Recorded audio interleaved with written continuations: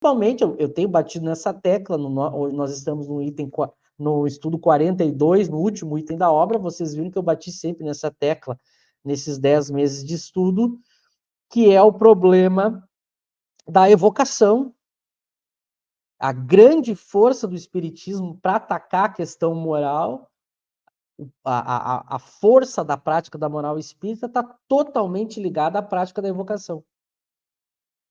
E a gente abandonou quase que por completo a evocação no meio espírita. Então, todas as armas que a gente tinha, que o espiritismo tem, que as outras filosofias não têm, o próprio movimento espírita jogou fora.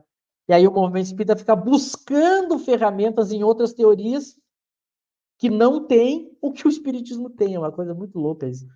As pessoas estão preocupadas em tentar trazer novidades e evoluir a ciência espírita, que é uma outra preocupação também que o movimento espírita tem, mas não em usar a evocação e os espíritos superiores para tratar de como a gente faz para eliminar o egoísmo. A gente poderia conversar com Santo Agostinho, com o próprio Kardec, evocar esses grandes espíritos, Erasmo, São Luís, para nos... Fenelon responde a questão sobre como destruir o egoísmo lá no Livro dos Espíritos. A gente poderia, nos nossos grupos, se a gente tivesse grupos familiares, grupos como na época de Kardec, evocar Fenelon para nos ajudar de forma particular a como combater o egoísmo, mas tudo isso está até agora deixado de lado. Por isso que a gente precisa retomar, porque como o José colocou, a sociedade, ela duvidando do futuro, ela concentra sua atenção no presente. Então a gente tem que eliminar a dúvida. E existe meio melhor de eliminar a dúvida do que a prática da evocação? Conversando com os espíritos, os nossos parentes próximos, para ver o estado em que eles se encontram, as consequências das ações deles, o quanto o egoísmo os prejudicou, o quanto eles podem nos ajudar também, junto com os bons espíritos. Então, esse conjunto de coisas vai fazer com que a humanidade dê um salto. Mas enquanto a gente não retomar isso e ficar aí brigando por política, brigando procurando livros que não oferecem uma teoria sólida. Hoje, se a gente pegar, eu já vou concluir essa minha fala e devolvo para vocês. Hoje, se a gente pegar a humanidade com relação a... Vamos pegar o Brasil. O nível de leitura do brasileiro é uma coisa que ultrapassa o nível do ridículo. As livrarias estão fechando cada dia mais.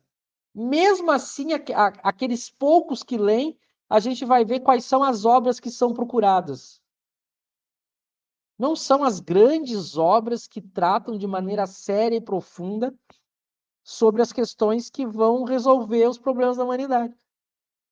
O mercado dos livros foi invadido por obras que não têm a mesma riqueza, a mesma profundidade, como, por exemplo, no meio espírita, as obras de Kardec, que a gente sabe que foram deixadas de lado por outras obras, mas em geral, hoje a gente tem aí pseudo-filósofos de YouTube, de podcast, que eles são a esperança de solução para a humanidade, mas as pessoas não leem os grandes textos sobre moral, as pessoas não leem Aristóteles, as pessoas não leem Sócrates, as pessoas não leem Kant, as pessoas não leem...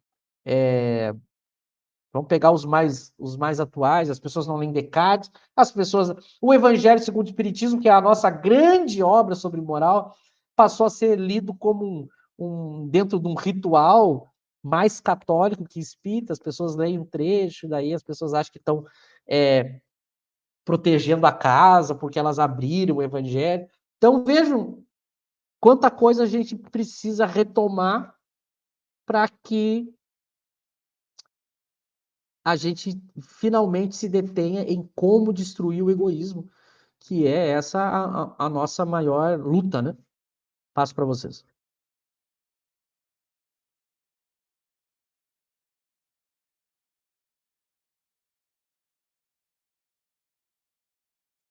Como diz ali, né?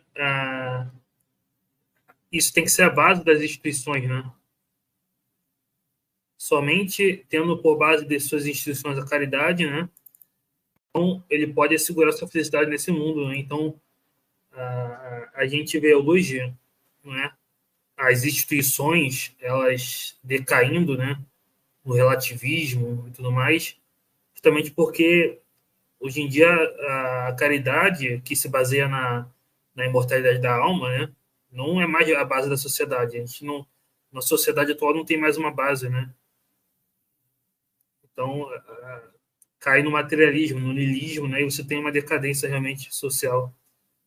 Então, por isso que é importante a comprovação da imortalidade da alma no Espiritismo, é por isso que traz uma reforma social, né?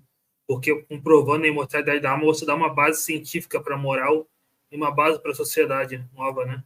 Que foi perdida quando a religião dogmática perdeu sua força, né? E o materialismo dominou. Então, só o Espiritismo, pela prova científica da imortalidade da alma, ele pode trazer de novo essa base firme para a sociedade, né? E tirar o egoísmo, o orgulho, enfim, e colocar a caridade como base social.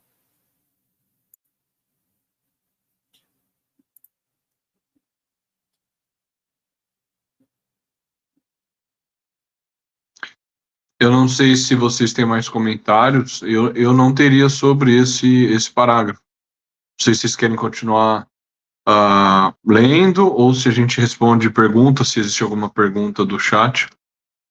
Tem uma pergunta interessante, tem um comentário, né, interessante que a Nelly comentou: o Evangelho segundo o Espírito muitas vezes é absolutamente chamado de a Bíblia do Espiritismo. Essa questão é interessante, né? Muita gente, por que muita gente entende o Evangelho como uma obra religiosa, né? Alguém quer comentar isso?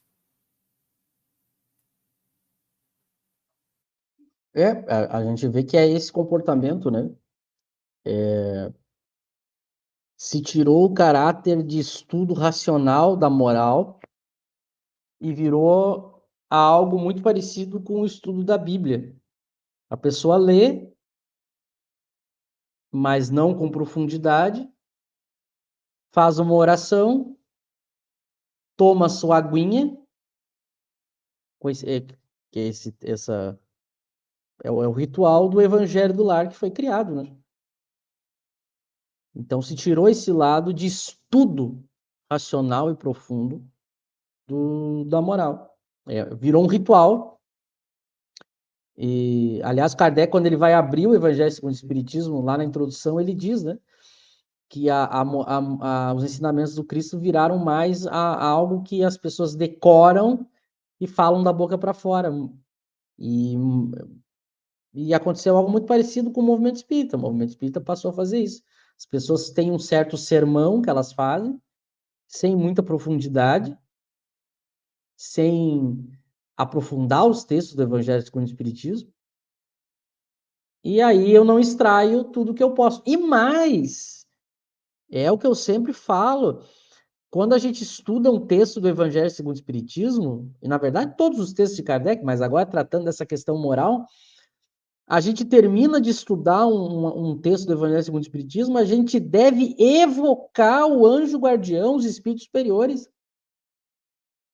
Porque agora eu vou tratar no âmbito particular a prática daquele estudo que eu acabei de ler.